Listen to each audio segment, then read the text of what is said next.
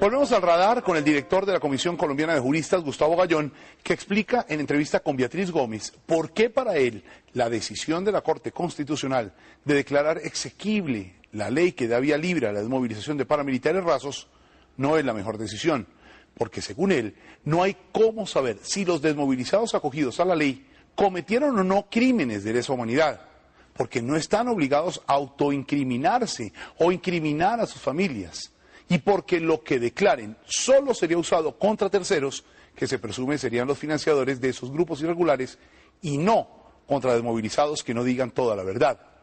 Denuncia Gustavo Gallón en esta entrevista que el gran error que cometió la Corte fue decidir que todos eran inocentes y que eran simples soldados. Dice que el paramilitarismo sigue vivo y da recomendaciones para arreglar ese proceso que para él nació torcido.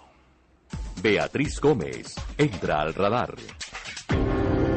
Doctor Gallón, la decisión de la Corte Constitucional dejó en firme el marco jurídico que permitirá resolver la situación de 28.000 desmovilizados, la mayoría de ellos paramilitares, ¿no es así? Dejó en firme parte, porque esta ley lo que dice es que los 28.000 paramilitares que no están en la ley 975 de Justicia y Paz, que fueron dejados en libertad desde el comienzo por parte del gobierno anterior, bajo el supuesto de que no habrían cometido crímenes de lesa humanidad, supuesto que no es cierto en todos los casos. Dice la ley que fue declarada constitucional en parte por la Corte Constitucional, que ellos tendrán un juicio especial, que será suspendida su pena, y que declararán ante una comisión no judicial, y que lo que declaren allí no podrá ser llevado al juicio cuando se refiera a ellos o a sus familiares, pero sí será, y ahí es donde la decisión de la Corte es parcial, sí podrá ser aplicado en relación con terceros que no pertenezcan al grupo paramilitar propiamente dicho. Para poner en contexto a nuestros televidentes, digamos que de esos 31.650 paramilitares que se desmovilizaron de forma colectiva, el gobierno dejó en libertad a 28.000. Es a esos a los que se refiere esta ley 1424, ¿no es así? Dejó en libertad a 28.000 sin proceso, sin juicio. Sin juicio. Bueno, muy bien. Se trataría de 28.000 desmovilizados que no habrían cometido delitos de lesa humanidad y que por esa razón no fueron postulados a la Ley de Justicia y Paz, donde se supone que están los jefes paramilitares que dictaron órdenes y que sí cometieron delitos de lesa humanidad. Claro, esa es la primera equivocación que se comete en el asunto. Asumir de entrada, sin saberlo, que no cometieron crímenes de lesa humanidad. ¿Por qué? Porque no tenían procesos en su contra. ¿Y cómo iban a tener procesos en su contra si eran anónimos? Su nombre no se conocía. El gobierno anterior asumió desde el principio que no habían cometido crímenes de lesa humanidad y por eso los dejó en libertad. Ese supuesto no es cierto. Muchos de ellos son víctimas, incluso son niños. Hay que decir que los niños no están dentro de ellos porque fueron ocultados, los niños paramilitares, que es un delito también que hay que investigarse. Otros probablemente cometieron fallas menores, pero muchos de ellos sí cometieron graves crímenes, masacres, descuartizamientos, violaciones carnales, desplazamientos forzados de personas, desapariciones de personas. Entonces, la primera equivocación que se cometió fue haber asumido que ellos eran inocentes, que eran unas personas que eran simples soldados rasos. Eso no es cierto y no puede saberse sin investigarse primero. Y hay otros que además no eran paramilitares, porque fueron presentados falsamente como paramilitares para aumentar el fenómeno, para aparentar que era un fenómeno más importante de lo que realmente era. Y eso lo han confesado jefes paramilitares. ¿Cuántos son esos supuestos paramilitares que no eran paramilitares? No se sabe todavía. Este tema paramilitar lo hemos tratado como un preámbulo para llegar al tema de las víctimas, que está íntimamente relacionado con este tema del marco jurídico que establece la ley 1424.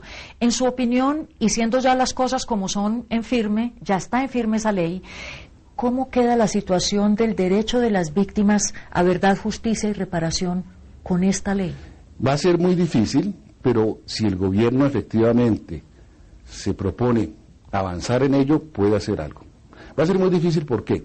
Porque la ley establece que lo que ellos declaren ante la comisión no judicial de verdad no podrá ser llevado a juicio, salvo lo que declaren en relación con terceros que hayan colaborado con los grupos paramilitares, es decir, gente poderosa en las regiones, agentes estatales, empresarios, etcétera. Pero ahí hay un círculo vicioso.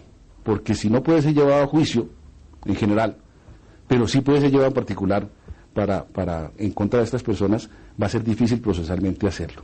Hay que buscar una manera de llegar allá. Pero antes de eso, el gobierno tendría que establecer quiénes son estos 28, porque repito, hay unos que no son paramilitares de verdad, hay otros que sí pueden haber sido paramilitares y haber cometido crímenes menores, pero hay otros que sí han cometido crímenes muy graves y ellos hay que identificarlos, porque a ellos no se les aplica la ley, por la ley misma.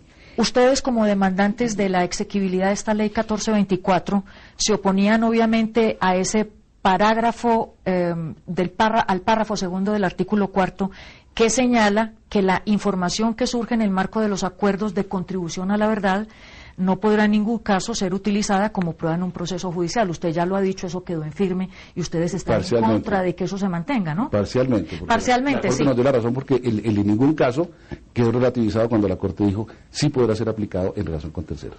Lo que la Corte ahí decidió es que los paramilitares que declaren la verdad no están obligados a incriminarse a sí mismos ni a sus familiares. ¿Ustedes aceptan que eso es así, debe ser así? No, nosotros creemos que es una equivocación de la Corte porque, repito, no se puede saber si estas personas cometieron o no crímenes de lesa humanidad de antemano. Eso hay que establecerlo a través de una investigación. Y por consiguiente, existiendo la posibilidad de conceder beneficios a estas personas en función de la paz, habría debido dejarse la posibilidad de que eso fuera analizado en juicio. Pero ya haciendo esta ley, estando ya en firme esta ley, lo que ocurrirá entonces es que cuando declaren la verdad, si llegan a declarar un delito de lesa humanidad, simplemente ya salen de esa ley, ¿o no? De la ley 1424. Si ellos lo declaran, no, pero si lo declaran tercero, sí. Porque es que uno de los problemas de todo este proceso es que no está orientado a investigar los hechos, sino las personas. Entonces se investiga una persona, usted declara, usted es inocente, usted es culpable, usted cometió o no cometió. En vez de comenzar por investigar un hecho, la masacre de Mapiripán, y entonces usted perteneció a este grupo de Mapiripán, a este grupo que interviene en Mapiripán, ¿usted qué hizo en la masacre de Mapiripán? Que debía ser una forma distinta de investigar. Ustedes no solo critican que esa verdad que declaren estos paramilitares dentro de este marco de los acuerdos de contribución a la verdad no se pueda utilizar judicialmente, sino que critican también el hecho de que no van a estar llamados en realidad a contar toda la verdad en estas declaraciones. Claro, aquí digamos el comienzo de la discusión es el derecho a la verdad. Y el derecho a la verdad, la Corte Constitucional, basada en desarrollos internacionales, en doctrina y jurisprudencia internacional, y también de la propia Corte Constitucional, ha declarado que el derecho a la verdad no puede sacrificarse ni siquiera en función de procesos de paz, el derecho a la verdad judicial. Esta ley lo sacrifica en parte, y desafortunadamente la Corte Constitucional cambió su jurisprudencia parcialmente en esta materia. Pero lo dijo en relación con crímenes que no sean crímenes de lesa humanidad, pero ahí hay una petición de principio, hay un círculo vicioso. Porque dice la Corte, solamente se aplicará para casos de delitos que no sean crímenes de lesa humanidad, pero impide investigar si efectivamente ellos cometieron crímenes de lesa humanidad o no. La posibilidad de que se descubra que haya un crimen de lesa humanidad cometido por estas personas es a través de la declaración de terceros o a través de la investigación de hechos en donde aparezca de bulto que determinada persona, que era el coordinador, digamos, del grupo, el mando medio, tenía que haber realizado actos atroces o crímenes de lesa humanidad. Esta ley 1424 en realidad sí va a convocar a estos paramilitares a que digan la verdad. Es una buena pregunta, difícil de responder, pero antes hay que preguntarse quiénes son esos paramilitares. Sí, usted ya lo ha dicho, no sabemos quiénes son, no sabemos qué tipo de delitos han cometido. Pero quisiera precisar un poquito, porque supuestamente son 28. Sí. Pero hay 10.000 paramilitares en actividad. De esos 10.000 paramilitares en actividad, ¿cuántos hacían parte de esos 28? Por otra parte, de esos 28, ¿cuántos no eran paramilitares? ¿Y cuántos están vivos? Entonces podemos estar hablando de 3.000 personas, de 5.000, de 15.000. Eso, lo primero que habría que hacer es que el gobierno diga quiénes son, a quiénes tiene registrados, a quiénes tiene controlados y a quiénes no. Eso no lo sabemos.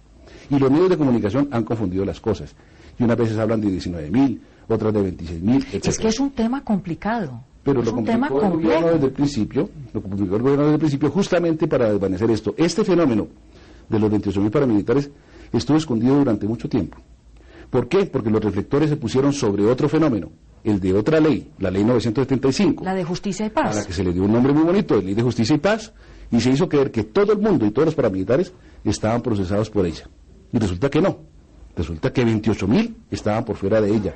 Y en la ley 975 estaban supuestamente 3.650, que fueron los postulados por el gobierno a esa ley, y en realidad, ahorita veremos, si quiere, que de esos solamente 900 están en la ley 975. Entonces, todo este oscurecimiento de los 28.000 era para tratar de hacer creer que los 31.650 paramilitares estaban todos en un proceso judicial. En realidad solamente el 2% están en un proceso judicial. Bueno, para culminar la entrevista, doctor Gallón, yo le solicitaría que nos indicara qué otros pasos debe dar el gobierno para enderezar la situación. Ya dice usted que el gobierno debe determinar quiénes son esos 28.000 paramilitares que podrían acogerse a la ley 1424.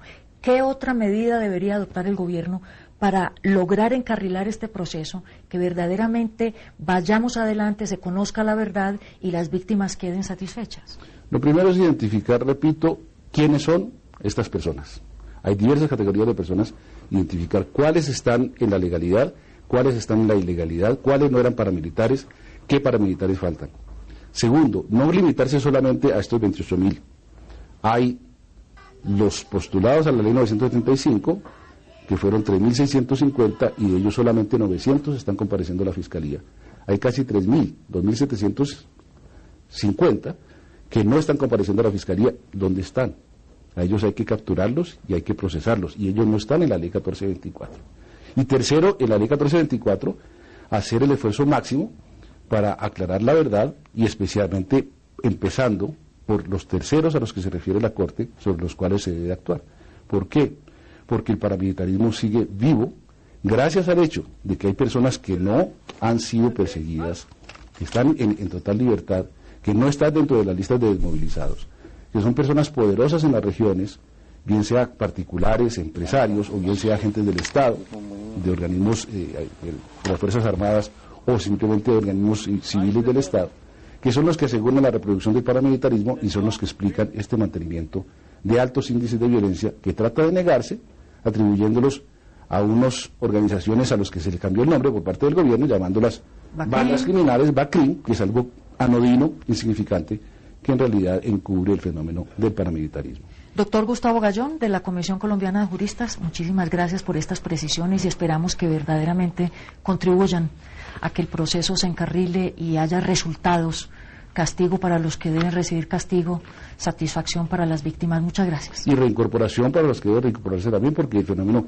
debe analizarse en toda su complejidad. Así es, doctor Gallón, muchísimas gracias. Gracias, Beatriz.